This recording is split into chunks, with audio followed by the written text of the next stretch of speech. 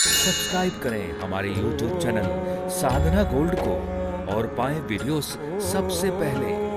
Bell icon दबाना ना भूलें। हे भारत के पिताओं, आप भी अपनी बेटियों के साथ ऐसा दुर्व्यवहार मत करना जैसा व्यवहार इस दक्ष ने मेरे साथ किया।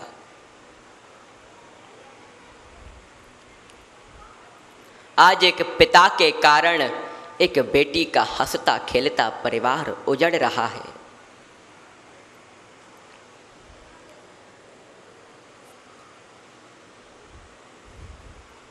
माता सती आंखों में आंसू भर के भगवान भोलेनाथ का स्मरण करती हैं।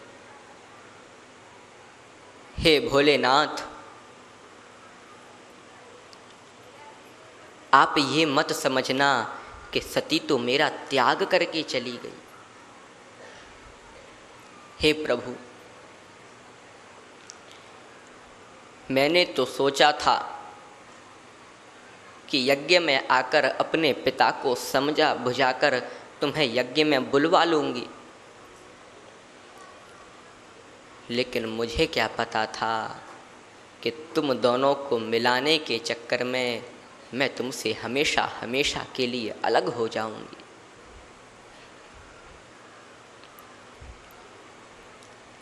हे प्रभु, मैं ये भी जानती हूँ कि दक्ष ने आपका अपमान किया, परंतु फिर भी आपने दक्ष को कुछ नहीं कहा।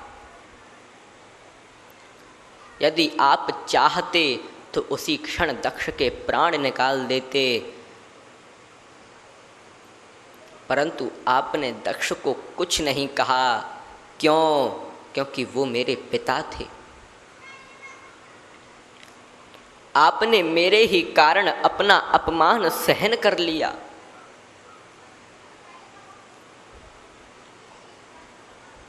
लेकिन हे प्रभु, अब मैं वापस लौटकर नहीं आ सकती हूँ,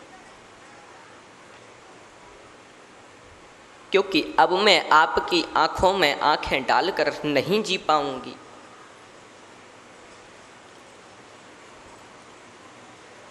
लेकिन हे प्रभु, अगर मैंने मन कर्म वचन से आपकी सेवा की है, आपकी आराधना की है, तो मैं अगले जन्म में पार्वती बनकर आपको पति के ही रूप में प्राप्त करूंगी। इतना कहकर माता सती ने योगाग्नि में अपने शरीर को शांत कर दिया। आज जैसे ही भगवान भोलेनाथ को इस बात का पता चलता है कि सती ने योगाग्नि में अपने शरीर को शांत कर दिया है, तब उन रुद्र ने अपनी जटा को धरती पर पटका, जिससे कि वीरभद्र प्रकट हुए और वीरभद्र को यह आदेश दिया कि हे वीरभद्र, तुम यज्ञशाला में जाओ और जो जो मेरी सती का अपमान किया था उसको सजा देकर आओ और दक्ष के सिर को काटकर यज्ञ कुंड में डाल देना,